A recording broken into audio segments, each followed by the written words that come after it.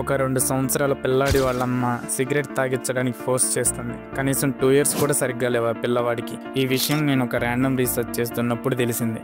Literally నేను చాలా disturb అయ్యాను. దీని గురించి ఇంకా తెలుసుకుందామని డీప్గా రీసెర్చ్ మొదలుపెట్టాను. And I was shocked. మీకు తెలుసా, ఈ 2025కి మన ఇండియన్ ఉమెన్ వరల్డ్లో 2nd largest స్మోకర్స్గా రికార్డ్స్కి ఎక్కారు. మనం ఉమెన్ డ్రింకింగ్ అండ్ స్మోకింగ్ ఎక్కువగా అమెరికన్ అండ్ యూరోపియన్ కంట్రీస్లో చూస్తూ ఉంటాం. కానీ ఇవన్నీ చూసి మన ఇండియన్ సంస్కారవంతమైన స్త్రీలు కూడా ఇలా తయారవుతున్నారు. ఒక మాటలో చెప్పాలంటే ఇండియాలో స్మోకింగ్ పాండమిక్ వచ్చిందని చెప్పుకోవచ్చు. ఒక సర్వే ప్రకారం యంగ్ గర్ల్స్లో స్మోకింగ్ చేయడం 6.2% రైజ్ అయింది. అదే యంగ్ బాయ్స్లో 2.3% మాత్రమే పెరిగింది. అంటే యావరేజ్గా ఒక అమ్మాయి డైలీ 7 cigarettes కాలుస్తుంది. అదే ఒక అబ్బాయి యావరేజ్గా 6 cigarettes మాత్రమే కాలుస్తున్నాడు. దీంట్లో షాకింగ్ కలిగించే విషయం ఏమిటంటే ఒక అమ్మాయి వాళ్ళ ఫాదర్ని మర్డర్ చేసింది. దేనికంటే తనని సిగరెట్స్ తాగనివ్వట్లేదని.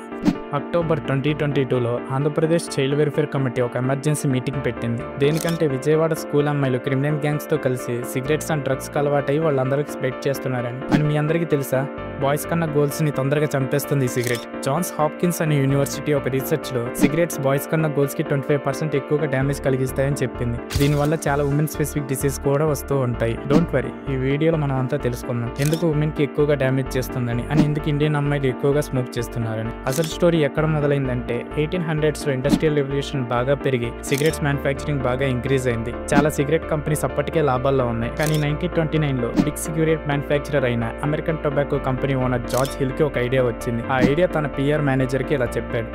ఆడవాళ్ళు కూడా వాళ్ళకి నచ్చినట్టు ఎక్కడ పడితే అక్కడ సిగరెట్స్ తాగేలాగా ఒక మార్కెటింగ్ స్ట్రాటజీని తయారు చేయమన్నాడు.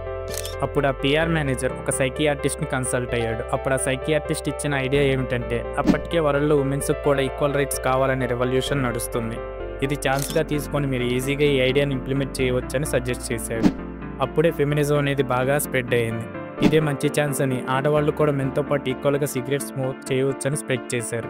అండ్ ఈ ఐడియా చాలా బాగా వర్కౌట్ కూడా అయ్యింది. అదే టైంకి న్యూయార్క్లో ఒక పెద్ద ర్యాలీని స్టార్ట్ చేశారు. ఆ ర్యాలీలో ఆడవాళ్ళందరూ సిగరెట్ స్మోక్ చేస్తూ మాకు ఈక్వాలిటీ కావాలని నిరసన తెలిపారు. అండ్ ఈవెంట్ చాలా బాగా సక్సెస్ కూడా అయ్యింది. అండ్ హ్యూజ్ మీడియా కవరేజ్ కూడా అయ్యింది. ఈ అమెరికన్ టొబాకో కంపెనీ సిగరెట్స్ తాగడం అందరి లైఫ్లో ఒక డైలీ పార్ట్ లాగా మిగిల్చేసింది. ఎక్కడితో ఆగలేదు. లక్కీ స్ట్రైక్ అనే కంపెనీ బాడీ స్లిమ్మింగ్ మెడికేషన్ అని ఒకటి స్టార్ట్ చేసింది. స్వీట్ తినడం మానేసి వాళ్ళు సిగరెట్ స్మోక్ చేయండి అని చెప్పింది. వాళ్ళ సిగరెట్స్ తాగితే బాడీ చాలా స్లిమ్ గా ఉంటుందని చెప్పారు. దీనివల్ల వీళ్ళ కంపెనీ సేల్స్ 200% పెరిగాయి.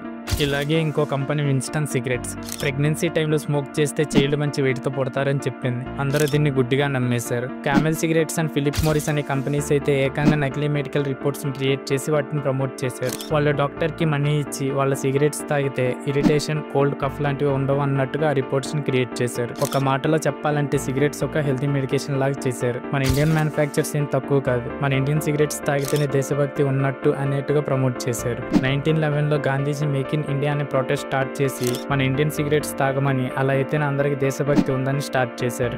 1930sలో బాంబే స్పెషల్ సిగరెట్స్ అనే ఇండియన్ కంపెనీ ఒక పోస్టర్ రిలీజ్ చేసింది. ఆ పోస్టర్లో ఒక రిచ్ మెన్ సిగరెట్ తాగుతూ ఉంటుంది. ఇంకా ఆ పోస్టర్ చూసిన రిచ్ మెన్ అందరూ ఇదే ఫాలో అవ్వాలన్నట్టుగా సిగరెట్స్ తాగడం స్టార్ట్ చేశారు. ఇలా స్టార్ట్ అయిన ఈ ట్రెండ్ విలేజెస్లో ఉన్న ముసలి వాళ్ళని కూడా తాగేలా చేసింది. అసలు ఇది మరీ అలా అయ్యిందంటే ఇండియన్ ఉమెన్స్ కి క్రేవింగ్స్ వస్తే సిగరెట్స్ తాగిపించారు.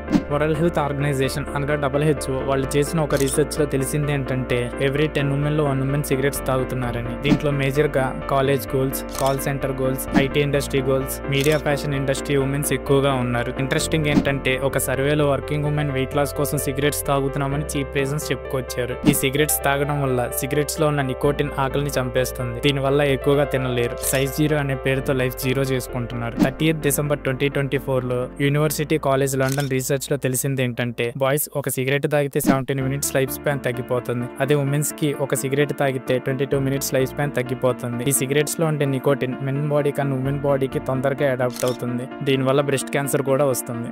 ఇది ఉమెన్ హార్మోన్స్ ని బాగా ఎఫెక్ట్ చేస్తుంది.